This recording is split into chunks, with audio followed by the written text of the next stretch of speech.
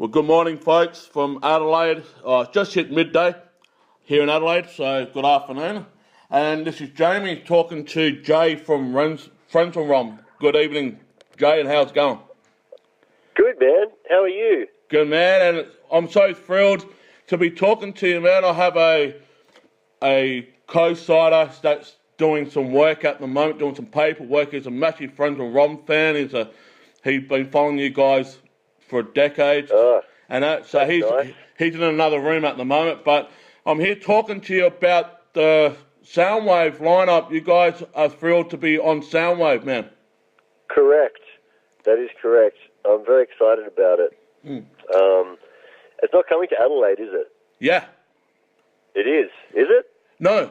I'm in Adelaide. Right. I'm in Adelaide, but you guys not coming to Adelaide. So I know. I think that's a travesty.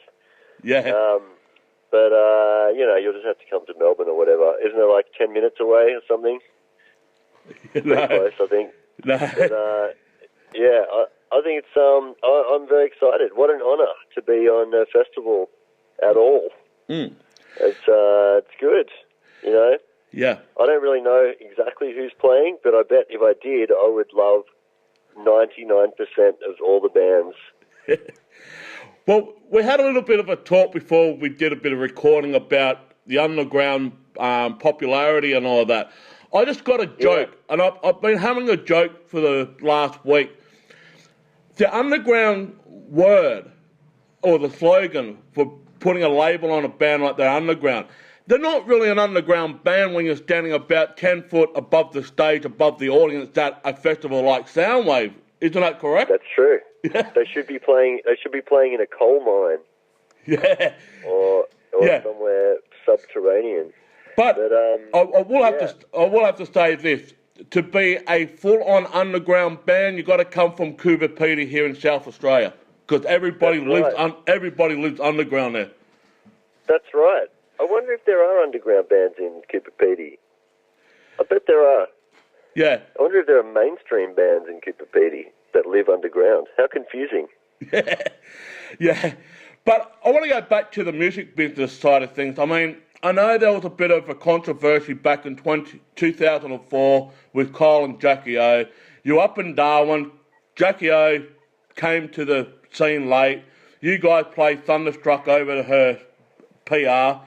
And next minute, they cut the set short. But with the controversy, it led into the music industry. And you had a very firm stand on that with the music industry. I just want to ask, looking ahead, like 11 years ahead from that controversy, how do you think the music industry is today?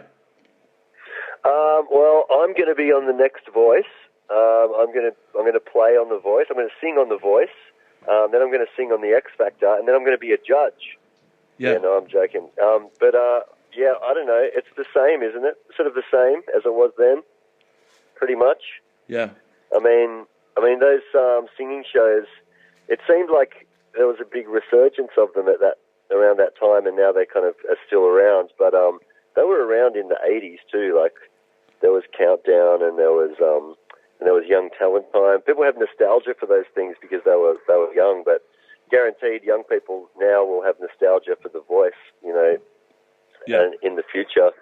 And I think, part of that phone call was what I wanted to get across to that guy was that bands like us have nothing to do with people like them. Like we exist outside of their world quite happily. And as do most of the bands, all of the bands that I know, he wouldn't even know who they were. Like, there's so many bands that exist and play shows and tour and do festivals and tour internationally and record records and do all that stuff that those guys have no bearing on whatsoever. Yeah. And, they can't handle it, those people, because they think that they want this stranglehold on the music industry, but in reality, the majority of what's happening don't even know who they are. Yeah. Well, back in 2013, you went into surgery, and the surgeons found and removed a pig tapeworm from your brain, which then constituted in that the group had to force and cancel the recent tour off the back of the album Not So Tough now. Well, that was the album that was certified, but the Smoko at the Pet Food Factory. You guys basically went on a break for that. How are you recuperating from that since the tapeworm being removed from your brain? Oh, good. Yeah. I was better, days later. There was some residual psychological trauma from having a effing pigworm in your brain, because you do tend to lose a slight amount of confidence in the universe when something like that happens. Yeah. But generally, I feel fine now, all things considered. I'm better than Gordy, our drummer. He broke his arm. Yeah. And Lindsay, his eye nearly came out. He had a detached retina. Yeah. We're like the most hospitalised band in the country. Yeah. If not the Southern Hemisphere. Well, I always put you guys up there with Area 7. I know there's been a bit of a friendly banter between Steve-O and Gordy. And oh, yeah. There's a little bit of a friendly banter going on, and it's still going on. I had to speak to Steve-O about it. But you guys together are basically what makes it so unique. I mean, you guys started out at the same time in the mid-90s, and you just keep going on. But then there was a time, there was a little bit of a break away from making music due to whatever reason it may be. But going back to, 2012, like I said before, Not So Tough Enough was certified gold in Australia.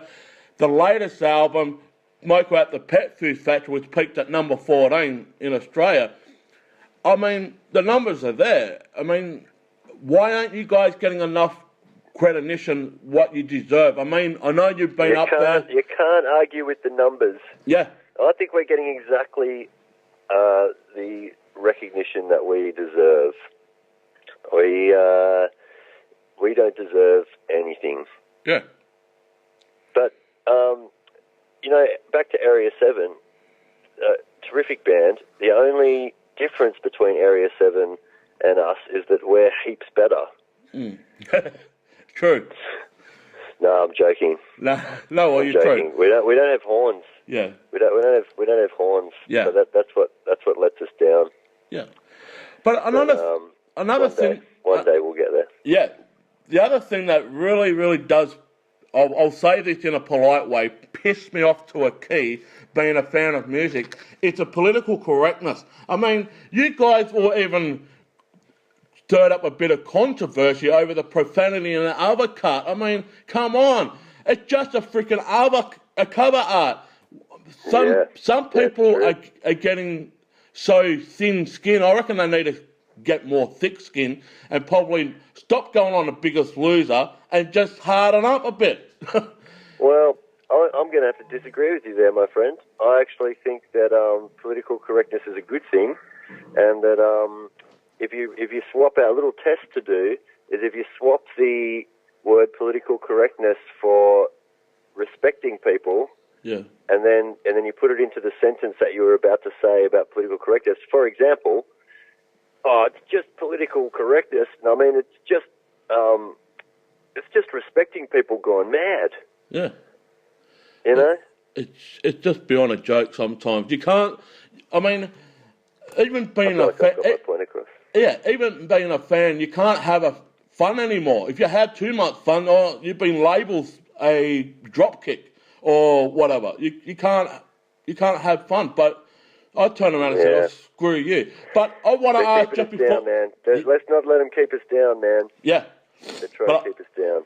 I do want to say, Jay. Against the pricks, man. Yeah. I do want to say, Jay, before we get off air, before we let you go, because you've got other interviews done, what are the plans for Frenzal Rhomb after the Soundwave tour? Are you guys going back in the studio to do any more new material or what? Correct. We're going to go to the blasting room in Colorado with Bill Stevenson to record our next record, which is where we recorded our last record. Yep. And it's going to be a worldwide #1 smash hit. As you said, you can't argue with the numbers. Yep. Well, we want you guys back in Adelaide, that's for sure. I know we're not getting you guys for Soundwave this year, but... Yeah, man. We played there pretty recently. Did you come to that show at the Uni Bar? No. Well, shame on you. Yeah. Well, just before Political correctness gone mad. Yeah, but before we let you go, I believe that there should be a more Australian band featured on Australian festivals, like Soundwave is Australian festival. We need more bands from Australia on the bill. Would you agree? Oh, of course I agree. Yeah. I mean, why wouldn't you? They don't have to fly far. They could get in the car, drive there. Yeah, it's true. We got plenty of people singing in American accents if that's what they want. That's Is that right. what the punters want? That's true. We got plenty of American sounding bands here. That is so true. It's so much cheaper. It's so much cheaper. That is true, because Greg Norman goes overseas after he wins the Australian Open and comes back with an American accent. What's the deal with that? Exactly. You know who we should get to headline Soundwave? Greg Norman. True. He would do a bang-up job. Just fire out balls into the crowd. Yeah. Taking people's eyes out. Be amazing. Yeah. But we can't do it because it's too crazy. Political correctness gone mad. It's so true. It is so true. Hey, I better go, man. I think I do have to do interviews. But thank you very much, sir. No worries, man. But thank you, Jay, for joining us, man. And we look forward to seeing you on the road very shortly. Even if I have to come to Melbourne to see you guys, man. So awesome, man. I'll talk to you soon. Yeah, catch you soon on the road. Cheers, man. Catch, man. Bye. Bye.